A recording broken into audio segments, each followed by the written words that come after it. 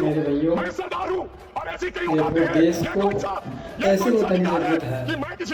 मुझे लगता है कि देखो आप बिल के लिए पार्लियामेंट में जाके कितना लड़ाई करते हैं, ना कि ऐसे नेता की जरूरत है जो सारे जिंदगी में गुलामी करते रहते हैं। हमें ऐसे नेता की जरूरत है जो अभी जो वीडियो देखो वीडियो को देखो एक बार पता चल जाएगा। चलना चाहते हो, जानबूझ के मुसलमान को मारना चाहते हो, जानबूझ के इस देश में मिनॉरिटीज को खत्म करना चाहते हो। बोलने का अवसर दिया, मैं ज्यादा रेपुटेशन ना करते हुए सीधा बिल का विरोध करने के लिए खड़ा हुआ हूं। मैंने आज देश के गृह मंत्री का अच्छे तरीके से भाषण सुना और उन्होंने बार बार एक ही बात को, दो तीन बातों को ज्यादा जोर दिया। एक तो उन्होंने कहा कि विरोधी दल भ्रम फैला रहे हैं, मुसलमानों के बीच डर फैला रहे हैं। ये हमने फैलाया हुआ डर नहीं है। जब देश के मुसलमान को लगा कि देश में बीजेपी में 240 संसदों में एक भी मुसलमान संसद नहीं है, हमारे लिए जगह नहीं है, तो वो डरने लगा। जब आपने कब्रिस्तान की बात की, आपने शमशान घाट की बात की, तो वो डरने लगा। जब गोधरा हुआ, जब मुजफ्फरनगर हुआ, जब दिल्ली हुआ, जब हरियाणा विवाद में दंगे हुए, तो देश का मुसलमान डरने लगा। और फिर क्या कहा गृह मंत्री साहब ने? आज गृह मंत्री साहब ने कहा कि 2013 का बिल अगर नहीं आता, यूपीए नहीं लेकर आती, तो आज इस बिल की जरूरत नहीं थी।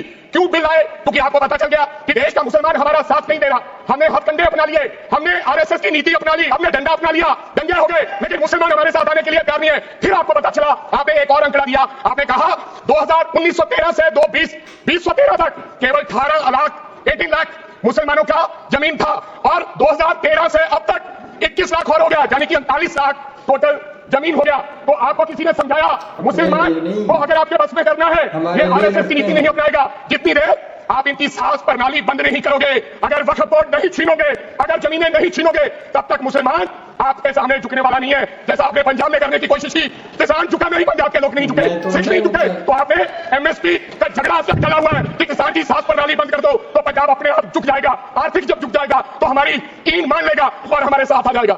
आदरणीय सर, आपने बार बार कहा, आज गृह मंत्री साहब ने कहा गवर्नमेंट प्रॉपर्टी पर किसी का अधिकार नहीं है, पंचायत की जमीन कोई दान नहीं दे सकता है। मैं आपको इसके पीछे लोचा क्या है, इसके पीछे छुपा हुआ राज क्या है? 1947 में जब बंटवारा हुआ था, 47 से लेकर 1954 तक सारी प्रॉपर्टी गवर्नमेंट के नाम हो गई थी। उसके बाद 1954 में एक्ट बना, तो वो एक्ट में सर्वे हुआ 1961 टू 1970 सर्वे जिसने किया कलेक्टर ने। अगर पंजाब की, हरियाणा की, हिमाचल की बात करूं तो डिविजनल कमिश्नर अंबाला बैठते थे, उन्होंने सर्वे किया, तहसीलदारों ने सर्वे किया, तो वक्फ बोर्ड को ये जमीन देने का काम किया। अब क्या हो गया? जैसे राहुल गांधी कर्नाटक में भाषण देते हैं, गुजरात में मुकदमा दर्ज होता है, सजा हो गई। गवर्नमेंट की प्रॉपर्टी तो 1947 और 1954 में तो सारी प्रॉपर्टीज गवर्नमेंट की थी। अब एक बंदा खड़ा होगा तो वो कहेगा कि यहां पर ये गवर्नमेंट की प्रॉपर्टी है, डिस्प्यूट होगा, तो आप वक्फ बाय यूजर का अधिकार खत्म कर दोगे कि ये तो जमीन गवर्नमेंट की थी, आप उसकी जमीन छीन लोगे। फिर आपने कहा लिमिटेशन एक्ट की बात कर रहे हैं आप, और किसी धार्मिक स्थानों पर तो लिमिटेशन एक्ट लागू नहीं होता, इनके ऊपर क्यों?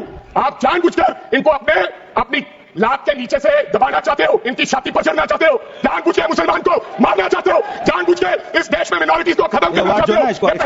मुसलमान पे होगा, फिर और लोगों पे होगा। और लास्ट आपने कहा प्रैक्टिसिंग मुस्लिम, एक आपने और कंडीशन लगा दी लास्ट कि 5 साल प्रैक्टिस मुस्लिम होना चाहिए, वो डाल दे सकता है। मैं सरदार हूं और ऐसे कई उदाहरण हैं पंजाब के अंदर। अगर किसी मुस्लिम के पास कब्रिस्तान नहीं था तो सरदारों ने अपनी जमीन देकर कब्रिस्तान बनाए। ये कौन सा अधिकार है कि मैं किसी को चीज दान देना चाहता हूं? और इसको कौन बताएगा? रिजू साहब ये बताएंगे कि ये प्रैक्टिसिंग मुस्लिम है या नहीं है? ये सरासर अन्याय है।